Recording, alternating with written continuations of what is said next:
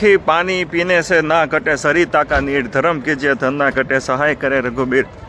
શિરડીની અંદર સાંઈનાથ પ્રસાદાલય છે અને અહીંયા પ્રસાદી એટલે તો આમ તો વન ટાઈપ ઓફ ભોજન જ આપે છે ને ફ્રી ઓફ કોસ્ટની અંદર અને રોજના લાખો લોકો જમે છે। ચાલો એની વ્યવસ્થા બતાડું। આ સાંઈ પ્રસાદાલય સામે દેખાય છે, આવા એક નથી આવા 4 છે।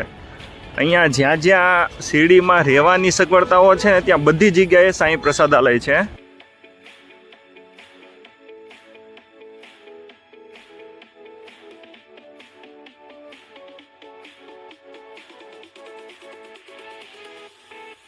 તમારે અહીંયા કૂપન લેવાની છે, અહીંયા કૂપન મળશે। અહીંયા લખ્યું છે ફ્રી પ્રસાદ ભોજન અને તમારે શાંતિથી બેસીને ખાવું હોય, સિનિયર સિટીઝન એવું હોય તો 30 રૂપિયા બાળકના અને 50 રૂપિયા મોટાના એ ટિકિટ અહીંયાથી। અહીંયા તમે ટિકિટ લઈને ઉપર શાંતિથી વ્યવસ્થિત બેસી શકો છો। ટૂંકમાં બેસવાની સગવડતામાં ફેર પડશે, બાકી જમવાનું સેમ।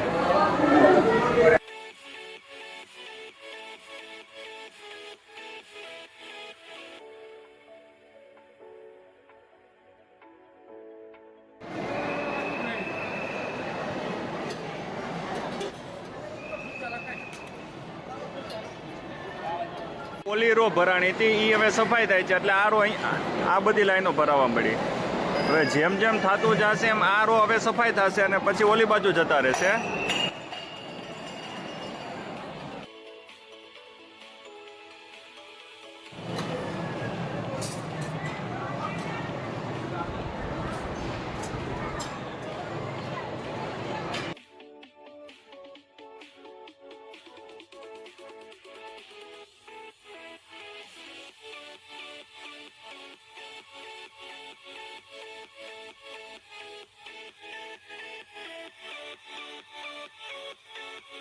ભરાય છે, ચાલુ છે તેથી હવે આ ભરાશે।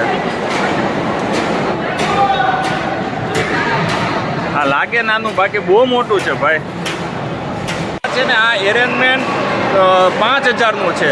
આ દિવસમાં 3 કે 4 વખત બપોરે ભરાય, 3-4 વખત સાંજે ભરાય।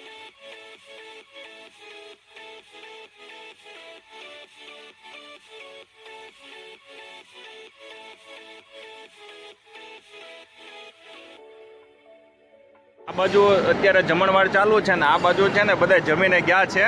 આ સફાઈ થઈ જશે હમણાં, આ બધું સફાઈ થઈ જશે પછી ઓલા લોકો જમીને એ જમતા હશે ત્યાં આગળની લાઈન ચાલુ થઈ જશે, ત્યાં સુધીમાં બધું ક્લીન થઈ જશે એટલે અહીંયા પાછા બધા બેસી જશે। આ એરેન્જમેન્ટ તો જોવો ભાઈ, આ વગર એમ બી આ લોકોએ મેનેજમેન્ટ કહેવાય ભાઈ।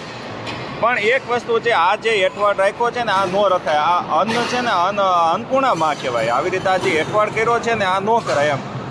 બાકી તમને યાર શીરો, રોટલી, બટેકાનું શાક, પછી આ કઠોળ અને આ બધું આટલું આપે છે તમને યાર નિઃશુલ્ક।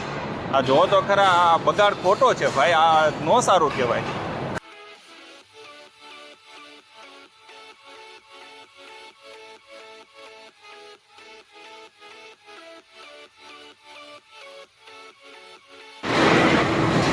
અને ક્લીનનેસ એ પ્રોપર।